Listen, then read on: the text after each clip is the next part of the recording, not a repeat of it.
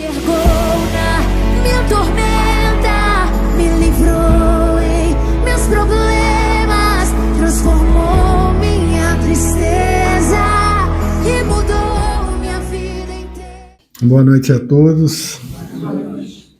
Boa noite a esses irmãos corajosos que estão enfrentando o frio para estar aqui, né?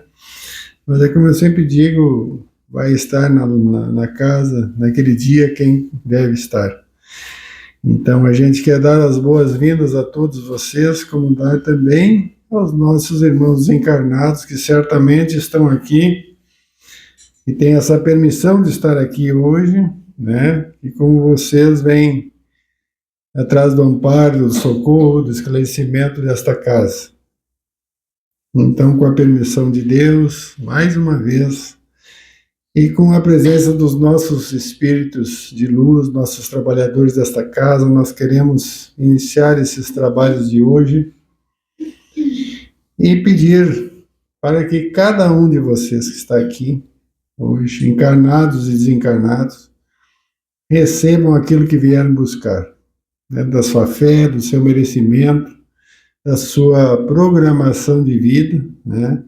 Nem sempre a gente consegue receber isso na primeira vez que vem aqui, nem na segunda, nem na terceira, mas muitas vezes a gente está aqui para mais aprender nas exposições, né, no relacionamento com os nossos irmãos, ver os problemas dos outros irmãos, e às vezes a gente vê que o nosso problema não é tão grave como o dos outros, né? E isso também serve muito de aprendizado para nós, né? Também pedimos pela nossa irmã Cléria, que fará a exposição de hoje, e que os bons espíritos estejam sempre junto a ela, né, para dar a inspiração necessária. E para a nossa harmonização de hoje, eu trago do livrinho Luz para a Vida, de uma psicografia do Espírito Dimas. É um tema que muitas vezes as pessoas que estão aqui vêm por esse motivo, né? A perda do ente querido, que se diz saudade. A saudade não é veículo de dor. Ela, se conduzida pelos campos da compreensão, faz o passado brotar, ressurgindo recordações muito felizes. A saudade só existe por ter existido momentos muito bons, pessoas insubstituíveis, situações inesquecíveis. A saudade revigora as emoções e a dor existe por não compreendermos que sempre estaremos ligados àqueles que amamos. Não há separação eterna, somente o espírito e o amor são eternos. E tudo o que é bom fica gravado para sempre na alma. Aprendamos a enxergar na saudade uma oportunidade de reviver emoções muito importantes para o nosso crescimento moral. A saudade é um auxílio que Deus nos dá para que as emoções estejam sempre vivas em nós. Que assim seja.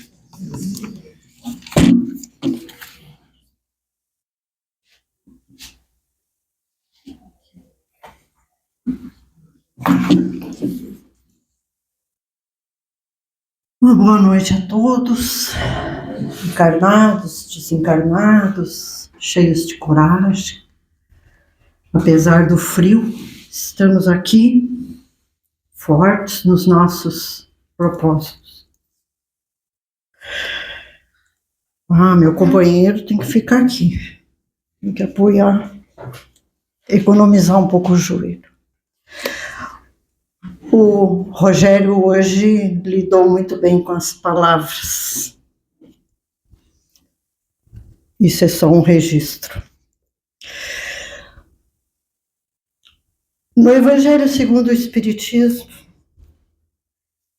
capítulo 19, a fé transporta montanhas, contém uma parábola cujo título é A Figueira que Secou, que todos nós que temos acesso ao Evangelho já lemos. Sabemos que Jesus era mestre, era professor e tinha uma didática bem interessante, que é o uso das pequenas histórias, as parábolas. E era através dessas histórias que ele passava aos seus discípulos as lições, os ensinamentos que precisava.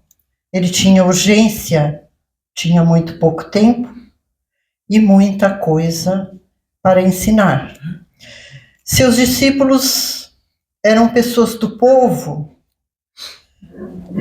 e tinham certa dificuldade de entendimento. Nem tudo era fácil de compreender. E então, nesta parábola, conta que Jesus, acompanhado dos discípulos, saía de Betânia numa das caminhadas que faziam para pregações. E pela estrada, Jesus sentiu fome e se aproximou de uma figueira na esperança de encontrar algum fruto. Ele sabia que não era tempo de figos e que ele não encontraria figos na figueira, portanto, porque não era tempo. Mas era uma oportunidade de deixar ali algumas lições. E então se aproximaram da figueira e, de fato, não haviam frutos, apenas folhas. E então Jesus disse à figueira: que ninguém coma frutos de ti. E essa parábola, que parece uma história tão simples, é muito pesada, porque Jesus era o amor. Então fica difícil de se entender que ele tenha amaldiçoado, segundo Simão Pedro, uma árvore. Mas foi o que aconteceu, porque quando eles voltaram no outro dia, Simão disse: mestre, a figueira que o Senhor amaldiçoou morreu, secou até as raízes. E então Jesus, através deste episódio, ele deixou muitos ensinamentos. Lá no Evangelho, o que salienta é o poder da fé, porque Jesus explica a Simão: todo aquele que disser com fé a uma montanha, levanta-te daqui e lança-te ao mar, assim será. Então ele exalta o poder da fé.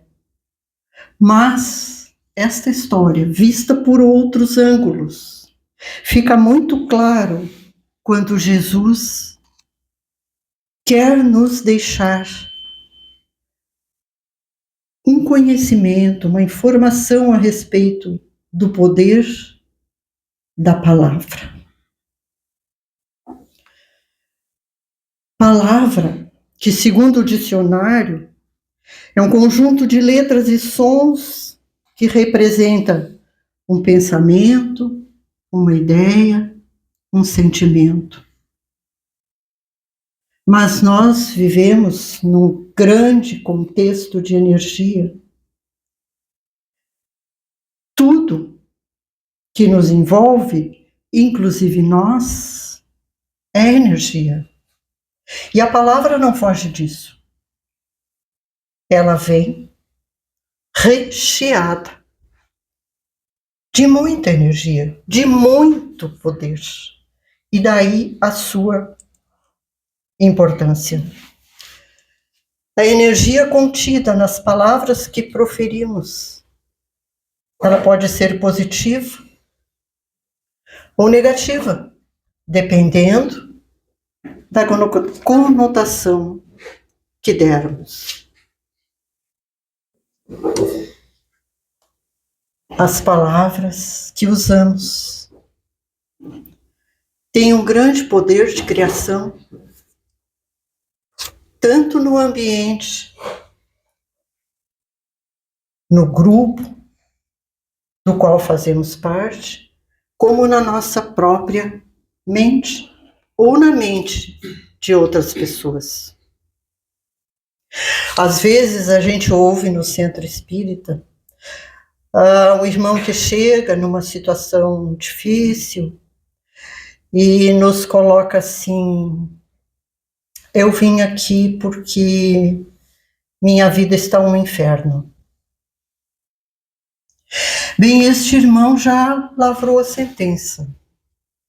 Ele já plasmou para si que a sua vida está um caos. Ao passo que em outro dia recebemos outro irmão que diz: eu vim aqui porque eu estou enfrentando algumas dificuldades. E eu só preciso de um suporte, de um auxílio para sair delas. Vejamos a diferença da energia contida nas palavras de um e nas palavras de outro. É muito comum observarmos também ambientes onde as pessoas usam palavrões, palavras de baixo calão, palavras chulas, expressões ácidas, críticas, duras. E quando a gente entra num ambiente assim, sente um impacto, sente que o ar é pesado, que a respiração fica um pouco mais difícil, a gente sente um certo desconforto, uma dor de cabeça, às vezes tonturas, desconfortos estomacais.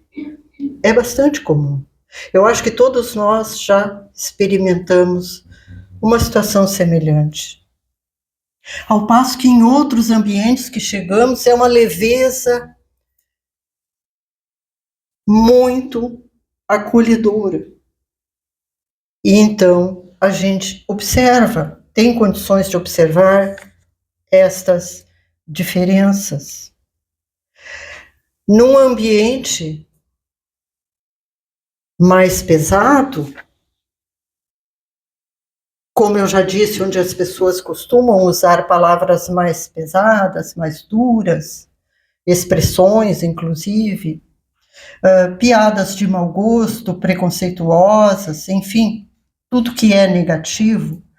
Se nós pudéssemos ver as paredes deste ambiente, que fisicamente pode estar muito bonito, pintado, com uma cor bonita, mas se pudéssemos ver além das paredes físicas, veríamos escorrer substâncias grossas, viscosas, escuras,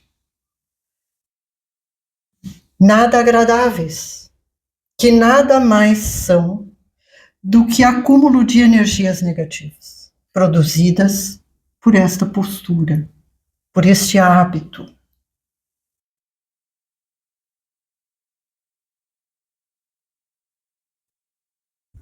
Nossas palavras podem fazer ou desfazer, levantar alguém ou acabar de derrubar. Por exemplo, se nós dissermos à nossa criança que chega da escola com uma dificuldade no aprendizado de um conteúdo, e nós dissermos a ela: tu não tens condições, não vais aprender mesmo, tu és limitado. Estaremos plasmando na mente desta criança, mente e informação, que ela realmente é assim. Ao passo que se nós dissermos a ela: tudo bem, hoje não foi fácil, mas amanhã, com esforço, com estudo, eu vou te ajudar, e tu vais ver que amanhã vai ser bem mais fácil. E então vamos estar plasmando na mente deste pequeno a coragem e a importância do esforço e, consequentemente, da vitória naquela dificuldade. Às vezes encontramos pessoas, por exemplo, com tendências suicidas. E se nós dissermos a ela, não, veja as coisas por outro lado, Deus é Pai, esta vida é um presente, precisa ser preservado, precisa ser reconhecida, precisa ser, acima de tudo, vivida. Estaremos, possivelmente, dissuadindo esse irmão desta ideia tão perigosa. Mas podemos dizer a ele, pois é, eu acho que tu não tem saída mesmo. Né? E daí, tudo o que fazemos pode contribuir para a paz, para o amor, mas também pode contribuir para o ódio, para a violência, para a discórdia. Tudo isto gera consequências. E as consequências teremos que colher.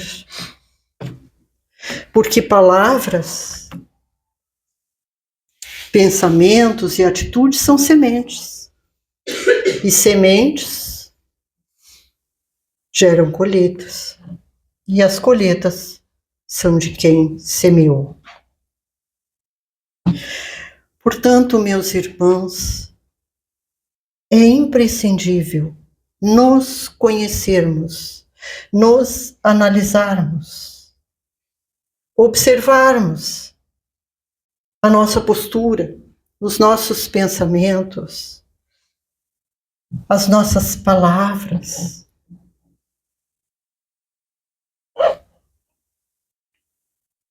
Porque delas depende as companhias que buscamos para nós. Então, se pensamentos, palavras e atitudes forem de um teor um pouco mais pesado, que companhias vamos ter ao nosso entorno? Irmãos desencarnados que vibram nesta sintonia. Isto é uma coisa lógica. Ao passo que, se nos melhorarmos nestes pontos, vigiarmos os nossos pensamentos, os termos que usamos e as nossas ações, e vibrarmos numa sintonia um pouco mais elevada, deste teor serão as nossas companhias, porque nunca estamos sós. Não vamos nos iludir. Em momento algum do nosso dia e da nossa noite, estamos sozinhos. Mas nós queremos boas companhias. Só que para isso, temos que fazer por merecer. Sabemos que não é fácil se manter equilibrado 24 horas por dia, principalmente no contexto agitado, conturbado, em que estamos mergulhados. São os tempos, e é aqui e agora que temos que seguir os nossos dias. Mas podemos escolher de que forma, mesmo que o contexto não seja favorável, mesmo que o grupo do qual façamos parte não seja favorável. Sejamos nós a diferença. Façamos nós a nossa parte. Isto é fácil? Claro que não. Claro que não é. Nada é fácil nos tempos em que estamos atravessando. Manter a vigilância, portanto, criar bons hábitos, corrigir alguns pontos, podar algumas arestas, melhorar os pontos em que julgarmos que não estão bem como gostaríamos que fosse, às vezes é um pouco difícil. Mas, quando sentirmos dificuldade, às vezes silenciar é uma boa saída. Que tem um pensamento que diz que muitas vezes é melhor ter paz do que ter razão. Muitas vezes, diante de uma discussão, é melhor silenciarmos e preservarmos a nossa paz do que entrarmos numa discussão que é uma figueira amaldiçoada. Não vai dar bons frutos. Então não vamos perder o nosso tempo. Silenciemos, preservemos a nossa paz. Isto também não é fácil, mas é uma questão de exercício, de formação de bons hábitos, de angariarmos para nós companhias favoráveis aos nossos propósitos e elegermos como propósito fundamental a nossa paz interior. Porque é da nossa paz pessoal, uns juntando com a paz pessoal dos outros, que formamos a paz no mundo. No Jornal do Povo, por falar em silenciar, no Jornal do Povo de hoje, na coluna do Marcelo Drescher, ele aborda casualmente, que acasos não existem, ele fala sobre o silêncio. E eu separei um parágrafo que eu achei bem condizente com a nossa reflexão. E o Marcelo escreve assim: o silêncio oportuniza a reflexão e nos traz a oportunidade de um olhar para dentro. Quem sabe aproveitar o silêncio tende a sofrer menos com o esgotamento provocado pela agitação e cria para si a oportunidade de restaurar as energias. Afastar-se da agitação e buscar momentos de quietude é fundamental para manter-nos conectados ao nosso processo vital. Toda a coluna é muito interessante. Quem tiver oportunidade, leia. Eu separei esse parágrafo porque eu achei bastante condizente. E eu trago deste livrinho Gotas de Esperança, do Lorival Lopes, que eu costumo dizer que ele é um pequeno grande livro, porque o conteúdo é muito bom. Eu separei a mensagem de número 97, que encerra muito bem a nossa reflexão de hoje. E ela diz assim: a sua palavra tem muita força. Por ela você abre caminhos. O seu verbo plasma a vitória ou a derrota. As palavras de otimismo fazem o seu progresso, fabricam o seu êxito. As negativas destroem de logo o que de bom poderia lhe acontecer. Criam adversários, tolhem oportunidades, geram doenças, trazem obstáculos à sua vida. Construa uma vida boa. Use a palavra que constrói. Manifeste saúde. Diga: tenho paz, sou feliz. A palavra bem utilizada é senda da felicidade. Que possamos nós, meus irmãos, fazermos bom uso da capacidade de usar as palavras e que saibamos silenciar no momento oportuno. Que Jesus nos abençoe e nos ilumine em todos os dias da nossa estada por aqui. Que assim seja.